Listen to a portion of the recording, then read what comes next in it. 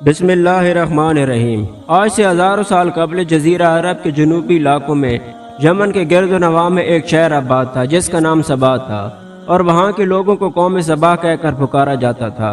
یہاں کے لوگ بہت خوشحال تھے، ہر طرف لہلہاتی فصلیں اور پھلوں سے لدے درخت موجود تھے، لیکن یہ قوم شرک میں مبتلا تھی اور سورج کی پوجا کیا کرتی تھی۔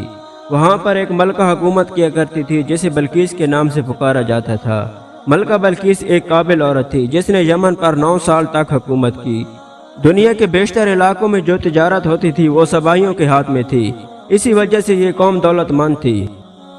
لیکن یہ وہ زمانہ تھا مشرق سے مغرب تک ایک عظیم و شان بادشاہ کی حکومت کا دنیا میں ڈنکا بجتا تھا، جنہیں تاریخ میں حضرت سلیمان علیہ السلام کے نام سے جانا جاتا ہے۔ حضرت سلیمان علیہ السلام کی حکومت دنیا کے بہت سے ملکوں پر تھی، جس کا دارالحکومت یروشلم تھا۔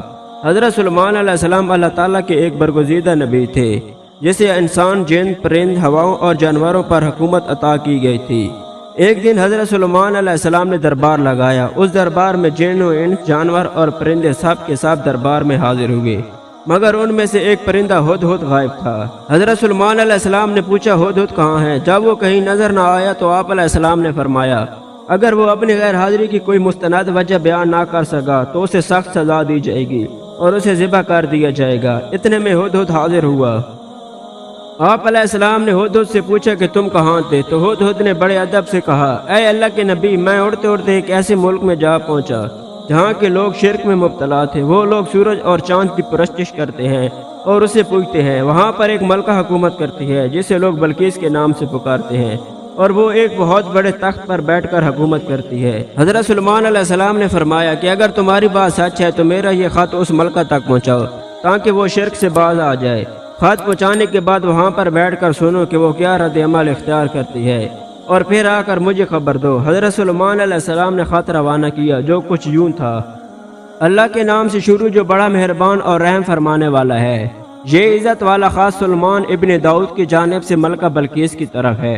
جو ہدایت کی پیروی کرے اس کے لیے سلامتی ہے۔ مجھ پر غلبہ کی خواہش نہ کرو، میرے مقابلے میں سرکشی اختیار نہ کرو، بلکہ فرما بردار اور مطیع ہو کر میرے پاس آ جاؤ۔ اس خط کا مقصد ملکہ بلقیس اور اس کی قوم کو دعوت اسلام تھی۔ ہدہد نے یہ خط لے جا کر ملکہ بلقیس کی گود میں گرا دیا۔ ملکہ بلقیس کے دربار میں بہت سے وزراء اور سردار بیٹھے تھے۔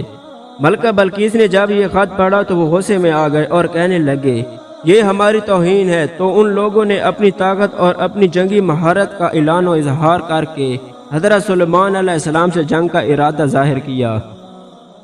اس وقت ملکہ بلقیس نے اپنے امیروں اور وزراء کو سمجھایا کہ جنگ مناسب نہیں ہے، کیونکہ خط سے معلوم ہوتا ہے یہ کوئی عام شخص نہیں بلکہ خدا کا کوئی نبی ہے، اس لیے ہمیں صبر سے کام لینا چاہیے۔ ملکہ بلقیس نے کہا میں حضرت سلیمان علیہ السلام کی طرف ایک تحفہ بھیجتی ہوں، اگر انہوں نے قبول کر لیا تو وہ بادشاہ ہے، اگر انہوں نے تحفہ قبول نہ کیا تو میں اس کی پیروی کروں گی کیونکہ وہ نبی ہے۔ چنانچہ ملکہ بلقیس نے 500 غلام، 500 لونڈیاں، بہترین لباس اور زیورات سے آراستہ کر کے بھیجے، اور ان لوگوں کے ساتھ 500 سونے کی اینٹیں اور بہت سے قیمتی جواہرات اور ایک قیمتی تاج بما ایک خط کے اپنے قاصد کے ساتھ بھیجا۔ ہدہد یہ سب دے کر روانہ ہو گیا اور حضرت سلیمان علیہ السلام کے دربار میں آ کر سارا ماجرا سنا دیا۔ حضرت سلیمان علیہ السلام نے جنات کو حکم دیا کہ شہر میں داخل ہونے والے راستے پر سونے چاندی کی اینٹوں کا فرش بچھا دیا جائے، راستے کے دونوں جانب سونے کے عجیب و خلقت جانور کھڑے کر دیے جائیں، دربار کو ہیرے اور جواہرات سے سجا دیا جائے۔ جب یہ تمام تحائف لے کر قاصد حضرت سلیمان علیہ السلام کے دربار میں پہنچے اور انہوں نے یہ سب دیکھا، حیران رہ گئے اور شرمندہ ہوئے۔ حضرت سلیمان علیہ السلام نے ملکہ بلقیس کے قاصد سے کہا کہ تم مال سے میری مدد کرنا چاہتے ہو تو دیکھ لو جو کچھ اللہ نے مجھے دے رکھا ہے وہ تم سے بھی کئی گنا زیادہ ہے، اس لیے اپنے تحائف واپس لے جاؤ اور اپنی ملکہ سے کہنا تم ایمان لے آؤ ورنہ ہم زبردست لشکر لے کر آئیں گے۔ جب ملکہ بلقیس کو یہ خبر ملی تو وہ سمجھ گئی کہ یہ واقعی اللہ کے نبی ہے، لہذا اس نے جنگ کے بجائے حضرت سلیمان علیہ السلام کے دربار میں حاضر ہو کر اپنی اطاعت کا مکمل یقین دلانے کا فیصلہ کیا۔ جب حضرت سلیمان علیہ السلام تک یہ پیغام پہنچا تو حضرت سلیمان علیہ السلام کے ذہن میں خیال آیا، تو آپ نے اپنے درباریوں سے کہا تم میں سے کون ہے جو ملکہ بلقیس کے آنے سے پہلے اس کا تخت یہاں لائے؟ کہا جاتا ہے تخت 80 گز لمبا اور 40 گز چوڑا تھا۔ ایک جن نے کہا یہ دربار ختم ہونے سے پہلے میں تخت لانے کی طاقت رکھتا ہوں۔ جن کا جواب سن کر حضرت سلیمان علیہ السلام نے فرمایا میں چاہتا ہوں اس سے بھی پہلے وہ تخت میرے دربار میں آ جائے۔